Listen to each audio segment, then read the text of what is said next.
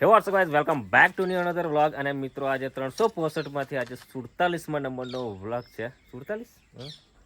હા બરાબર, 47 નહીં 48માં નંબરનો વ્લોગ છે અત્યારે. અને આજે તો જો ગાડી લેવા ગયા તમે તો ગાડી તો લઈને આવી ગયા છે. ગાડી ઘરે છે, મેં બી ઘરે જ છું આજે. અને આજે કંઈ બતાવ્યા જેવું મને લાગ્યું નહીં. મને એવું ઈચ્છા થઈ કે આજે ઘર બને છે તો તમને ઘર બતાવું કે અમારું ઘર કેવું બની રહ્યું છે. તમે જુઓ છો આપણું મકાન તૈયાર થાય છે. હવે આ ટેકા ઊભા કર્યા છે કારીગરે. આટલું ચાણીને આવી ગયું છે અને આપણું એન્ટ્રસ રહેશે. અંદર ઘૂસીશું બરાબર. એક અહીંયા રૂમ થશે, પછી આપણે અંદર જઈએ ને એટલે રહ્યો કિચન થશે. અહીંયા આગળ આપણું કિચન બનાવવાનું છે. જો છાયા શું બનાવવાનું? કિચન. અહીંયા આગળ રસોડું બનાવવાનું છે આપણું. પછી કઈ તો કોનું પાડે ને બેટા. પછી જો અહીંથી જઈએ ને એટલે પછી આ બાજુ કિચન આ બાજુ ને, અને આ બાજુ એક દરવાજો અહીં પાડી દીધો છે આપણા જૂના ઘરમાંથી. દરવાજા પાડી અંદર ઘૂસીએ એટલે એક રૂમ અહીંયા આવશે. જો સેન્ટિંગ બી મારી દીધું છે અને અહીંયા રૂમ બનશે બરાબર.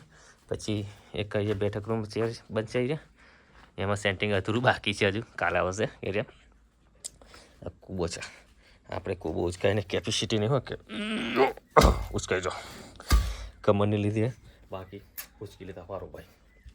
પછી એ છે, પછી ને આપણે અહીંયા રૂમ છે અને જો રૂમનો દરવાજો હતો પણ બીજો નવો નાખવાનો છે એટલે આજે તોડી નાખ્યો.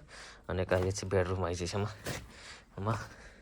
અહીંયા આગળ આપણે બારી રાખવાની નથી. આ બે બારી છે ને તમને દેખાય છે પણ બારી નથી. અહીંયા આગળ આપણે બનાવવાનું છે કબાટ, મતલબમાં મસ્ત રહેશે એ રીતનું ફર્નિચર કરવાનું છે આપણે.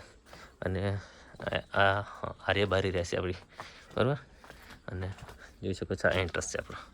અહીંયાથી જઈએ પછી પેલી રૂમ કિચન પીલપા આ બાજુ આટલા ચણાને આવી ગઈ છે.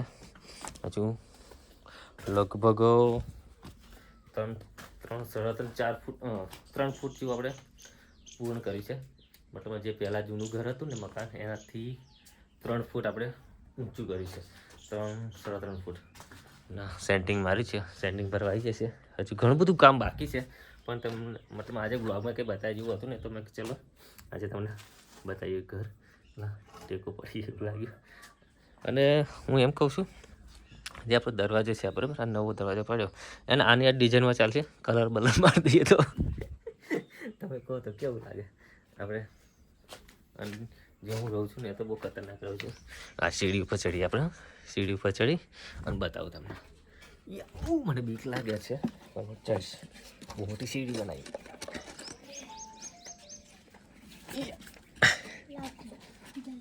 હા આપણે આવી ગયા છે ઉપર. જય માતાજી કરીને. હે કોણ હે? કંપનીનો શેર છે. કંપનીનો ફોન આવ્યો. બીક લાગે છે ચડી ગયા ઉપર આપણે. અચ્છા જોઈ લે આ રીતનું ઉપરથી થશે આપણો. બીક લાગે સીન્ટિંગ પર છે પણ વાંધો નહીં થઈ ગયું. સુકાઈ ગયું છે, ઘણો ટાઈમ થઈ ગયો છે એટલે બરાબર.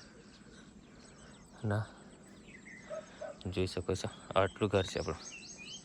1 2 3 કિચન એચું અને આ રૂમ છે ને છાયા ચડે ને એથી આગળ બી એક રૂમ બની જશે આપણી. અને આપણો ઘરથી નજારો દેખાય છે, તમે જોઈ શકો છો કેટલું સુંદર દેખાય છે. આ બાજુ બી તમાકુ છે, આ બાજુ બી તમાકુ છે, આ આપણી તમાકુ છે. જો તમાકુ કપાઈને કમ્પ્લીટ થઈ ગઈ છે. અને આપણી ગાડી છે બરાબર. આ રીતે કપચી સામાન બધું પડી રહ્યું છે. અને અહીં નજારો એટલો જોરદાર લાગે છે કે ના પૂછો. આ બાજુ જવાય નહીં હા કે નહીં તો બીક લાગે મને તો. સ્લેબ ભરા આ રીતના ભરાશે. આપણે કમેન્ટ કરીને કંઈક સજેશન આલું હોય તો આપી દેજો. આપણે બીમ મારેલા છે. પછી પેલું બીમ ઊભું કરવાનું છે એ છે ને કે બીમ ઊભું કરવાનું છે. આ બાજુ એક ને 2 બીમ મારે છે કારણ કે આપણી દિવાલો જે જૂની હતી ને એ બહુ હેવી દિવાલો હતી.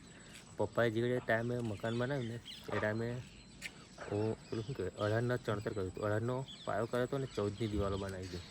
એટલે દિવાલો આપણી કમ્પ્લીટ મજબૂત હતી પણ એમાં એવું હતું કે બીમ મારી દે તો સારું રહે. એટલે 1 2 3 4 6, 8, 10 એટલે 12 બીમ માર્યા છે. 12 બીમ મારી અને મકાન ઊભું કર્યું છે બધું. બરાબર, તમે જોઈ શકો છો. અલા છોકરો પડો રે, જો અચ્છા એના રીન બે એ પણ પડો ને. અને આપણી જે પીળું કલરનું દેખાય ને છે એ અત્યારે આપણું ઓરિજિનલ મકાન છે. બરાબર, અત્યારે એ મકાનમાં રહીએ છીએ. હેલો, હાય, જુએ છે મને ચલી. અત્યારે હું ઉપર ચડી ગયો છે. તમને કેવું લાગે છે? લોકેશન એક નંબર લાગે છે. અને આપણું છે મકાનમાં પાણી છાંટવાનું છે. અને તમે પૈસા રહ્યા નહીં આપણી જો, બરાબર, એટલે હું થોડો ઘણો તમે ટેકો કરો, વિડીયો જુઓ, લાઈક કમેન્ટ કરો તો કંઈક આગળ વધે. તો મસ્ત સ્લેબને એવું, હવે સ્લેબ તો ભરે જશે પણ મતલબમાં કંઈક સારા મેનું શોકેસ થાય. શો કરવું હોય તો થાય એવું કરજો. તમને કહું છું હું, ટેકો થાય ટેકો કરજો. 5-10 લાખ રૂપિયા હોય ચાલે છે. 5-10 હજાર રૂપિયા આલજો, 5-5 હજાર રૂપિયા આલજો. બધા એવું કરો તો આપણે ઘર બની જાય.